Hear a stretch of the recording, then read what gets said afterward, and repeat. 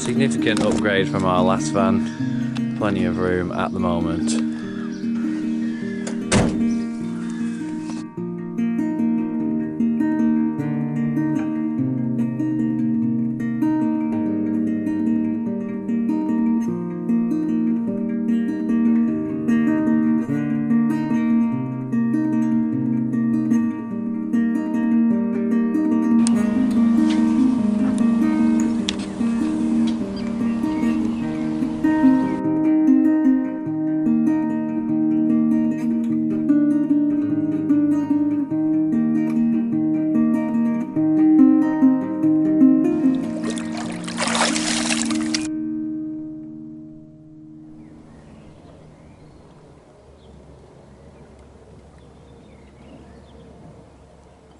We made it down south, trying to catch a couple of carp and cats. Alright, boy? Gentleman there just looks like he might be packing up. Here we are mid-session on one of our ticket waters, and the first fish of the day is just obliged. What was it, Gary? £23? £23.10. A £23.10 grass carp, and actually the first grass carp I've ever caught, so I'm happy with that.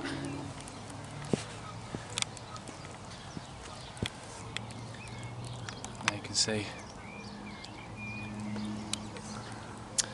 Right, we're slipping back.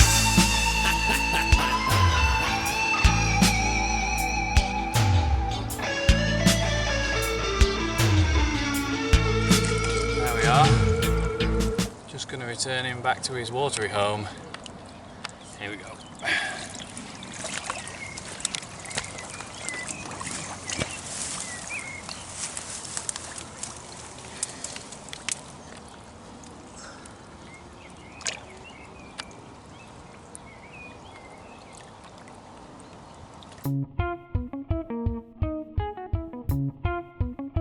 Not quite what we're after, but still quite a chunky bream. Brim. A brim, as it's called down under. Right, now that the wind's dropping, I can hopefully show you my swim. So, barrowed around the whole lake, and we found fish in this area. Hello. Trying to zoom in on those marker poles. Those marker poles are the limit of where we're allowed to cast to, and just short of them, after markering up, I found an 8 foot deep trough with 2 foot on the back of it and 6 foot this side, and that's what's been doing the bites. 2 rods on it.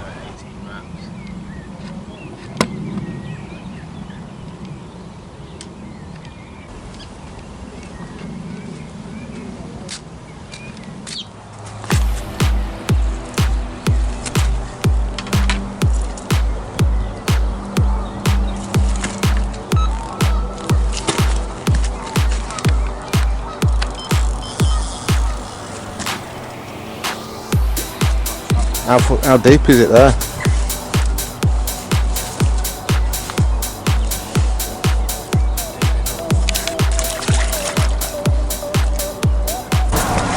So silky.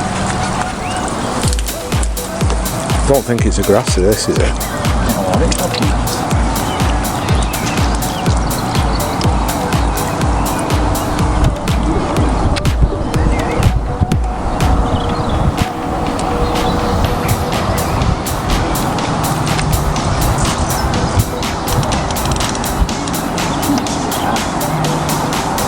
It felt weird the whole way in.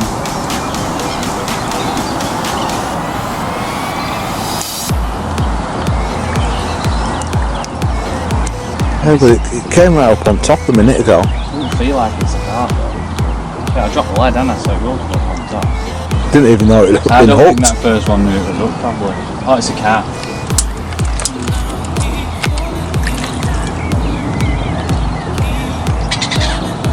Right, that's his guy now.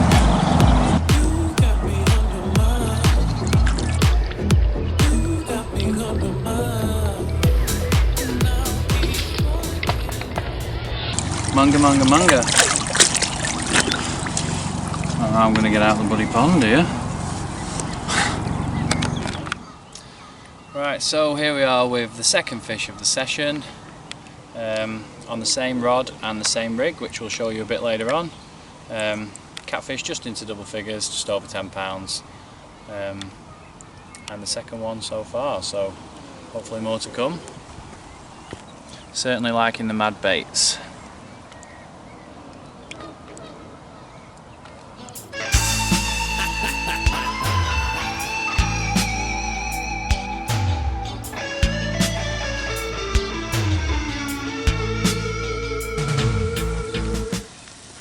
Bankside cuisine. Over in Gary's swim now.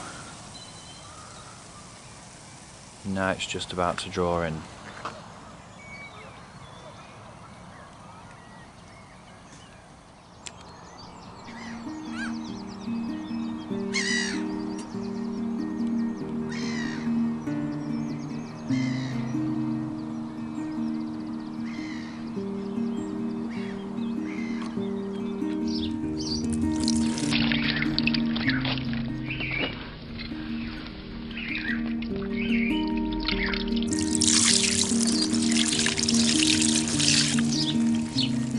Gary's now off the mark with his first fish of the session. Do you want to tell us where you had that from then? Sneaky, sneaky. Nice little mirror, 2310 off the top, believe it or not. One of my favourite aspects of carp angling, actually, off the top. Down in the corner, just where the seagulls are down there, right down in the scummy water. A few dog biscuits off the top, perseverance. Right. And a nice little trimmed down mad baits pop up.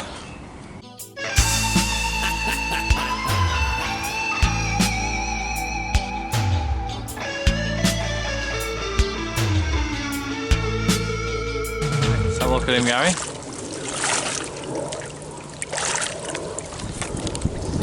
Right, there we go, off the mark. In the words of the famous Danny Fairbreast, thank you, my love.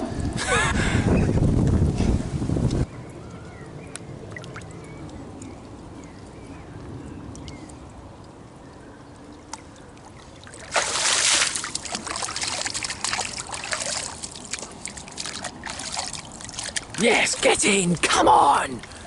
So that surface caught fish came from down this area. Seagulls have now found the bait that he was feeding, down in towards those snags. 6 o'clock in the morning.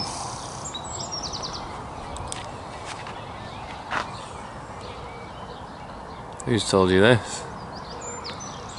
It was a birthday gift Oh, was it? for an old supervisor. It's like a different water when the wind's dropped.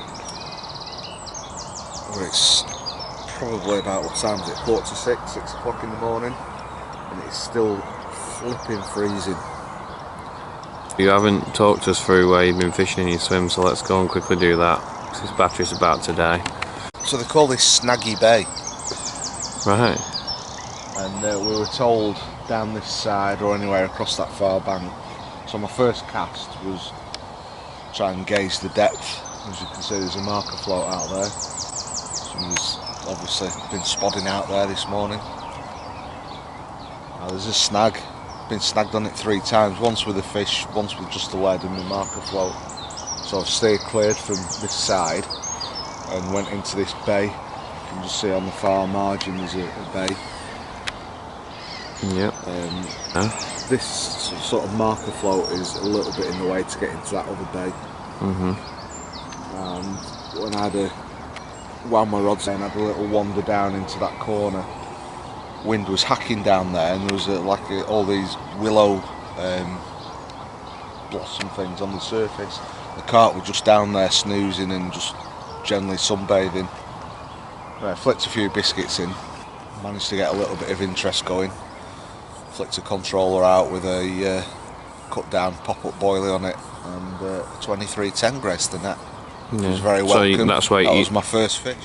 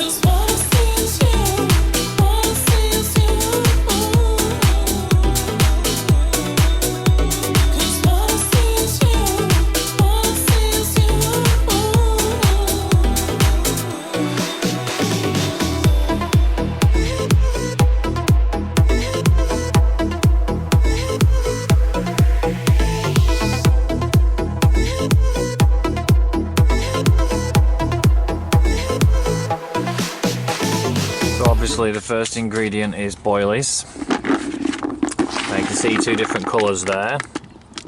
They're a mixture of Mad Bait's 18mm Addiction and Mad Bait's 18mm Nuts Plus. Next up, of course, the hemp seed. Always in every mix I use this stuff. So a few good handfuls of that goes in. You see there's loads of foam on top of these, and that's because these have started to ferment now. And if you smell them, they smell a little bit like cider, where the sugar has started to ferment. Also gives you another hook bait option as well. If you don't want to mess about cooking this yourself, you can always just go to the shop and buy loads of sweet corn, either tinned or frozen. I sometimes do that if I don't have time to prep. Mixed pellet. And to finish off with, I had a couple of liquids from the range. This is Mad Bait's cold pressed hemp oil, which is one of the ones they do. Slicks up really well, gives you a good idea if you've had fish visiting your spot or if you've got fish on you. Once that bait's disturbed and it moves on the bottom, you'll start to see oil slicks coming up to the surface, and that's when you know either be ready for a bite, or if you don't get a bite, you need to reel in, maybe have a redo and see something could be amiss. And that is the finished mixture. Absolutely all sorts going on there. Boilies, tigers, corn, maize, pellet. There we are. That's the 4th species in 4 casts. All of them liking the Mad Baits. So this is a lovely low double common.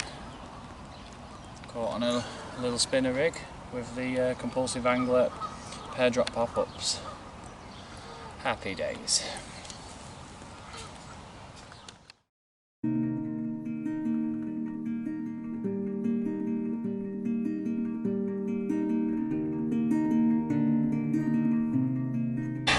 Finally got through to a bigger fish. This common was caught on tigers over the spod mix, which I showed you before, fishing into a little 8-foot trough at about 72 yards range. Absolute bar of gold.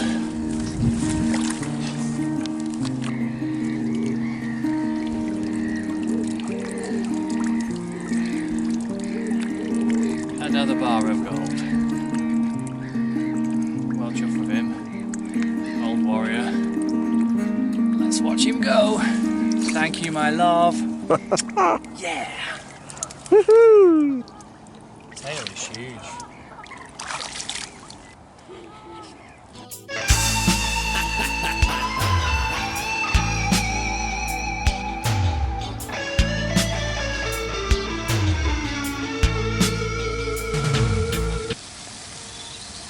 Simply lovely.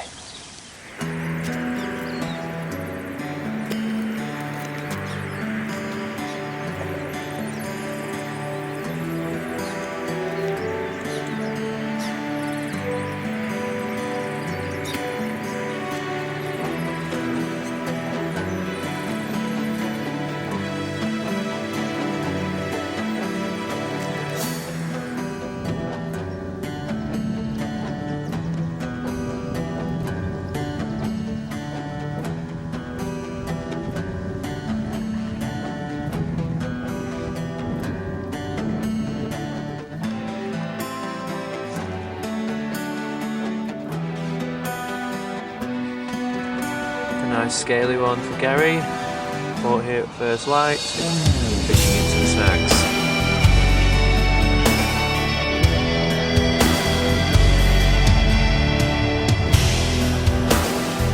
A lovely fish.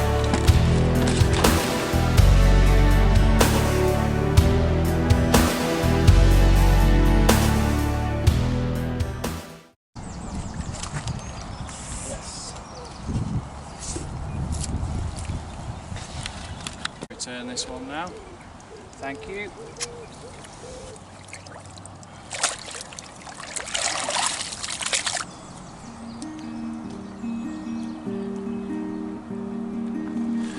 Another carp again. The swim's really kicking off now. We'll keep putting the bait in. And This is the third fish of the day now to fall for the tiger nut rig, which we'll show you at some point tomorrow. Yeah, it's small fish, probably just into double figures, but they all count.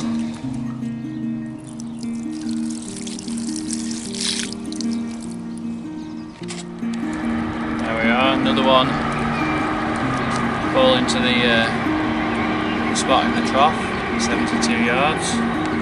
A little small mirror, but put up a good fight. Happy days.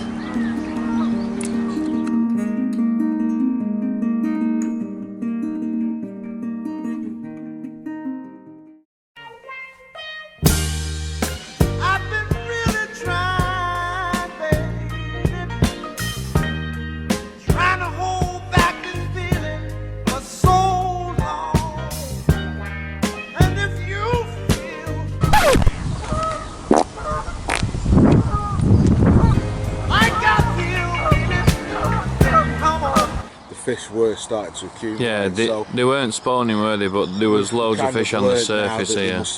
We're just going into the process. So yeah, when we first arrived, we noticed fish in this area swimming around on the surface, and that's part of the reason we chose these pegs. And they weren't spawning at the time, but obviously a couple of days later, we got up this morning, and you know they're doing this, which is explain why we've not had anything in the night and why it's gone quiet. So when that happens, the only option really for us is to move. Yeah, it's not. I'm not. We have to cut the session short, really. To fish into spawning fish, is it? It's not. No, no. I mean, there is some people fishing into them, just getting loads of liners and striking at them.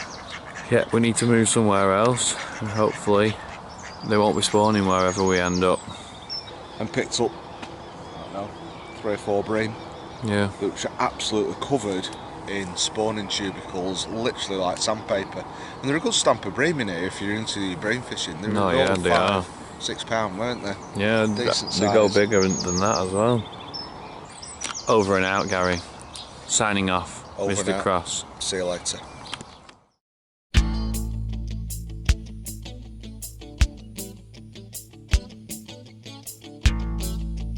Great team.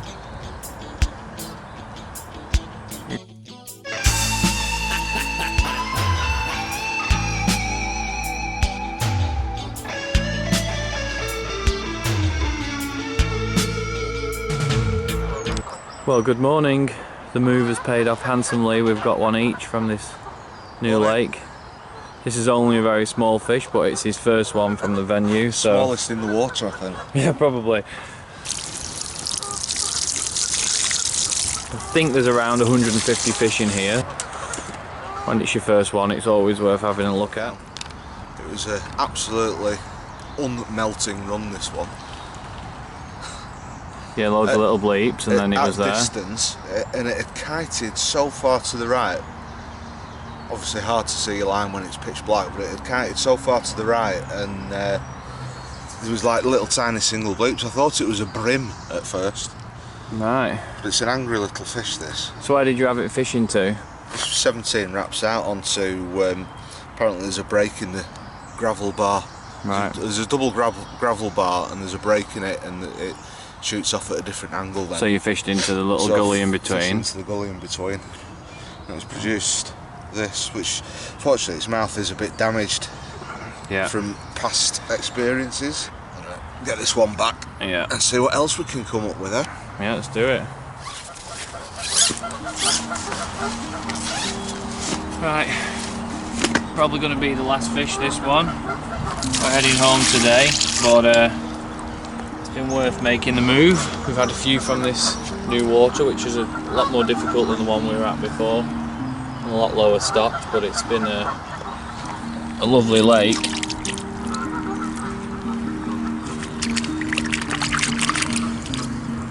Let's have a look at him.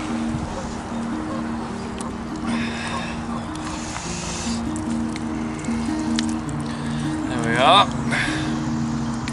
Another one that fell victim to the Nuts Plus, Mad Baits Nut Plus. Probably going to be the last one this. We're going to start wrapping up now. We've got 3 or 4 hours and then we're going to leave, but you never know. We could get lucky and get another one.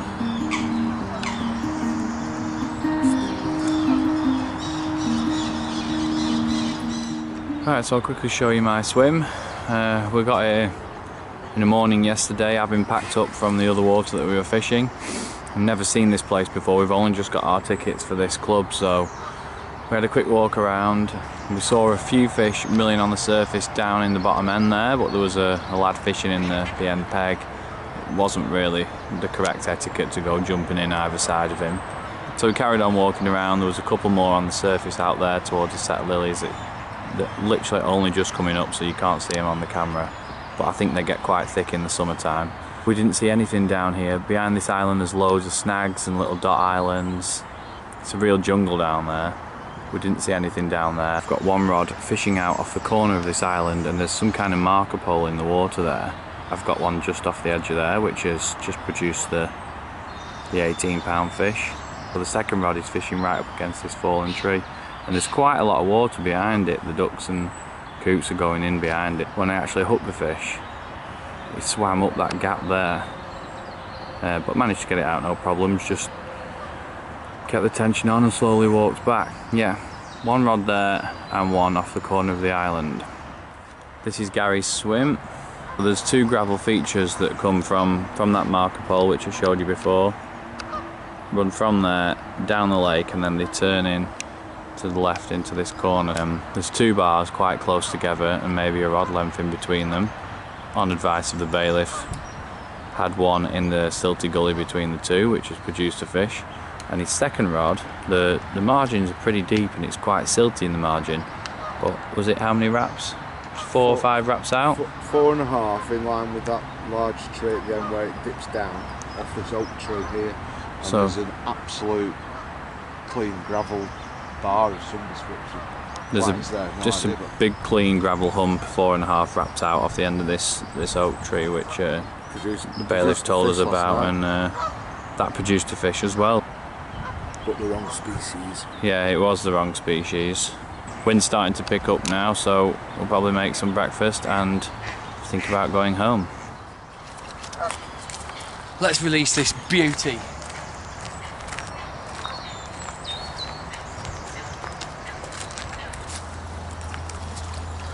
Thank you, my love. It's been a pleasure to make your acquaintance.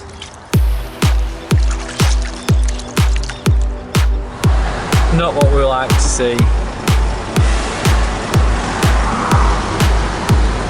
Traffic as far as the eye can see. We just stopped off at a gentleman's house and Gary collected 16 carp for his pond at home, so that's all very exciting stuff. We've got them in a pond in the back with a little aeration system, so we need to get home as soon as possible so they don't die.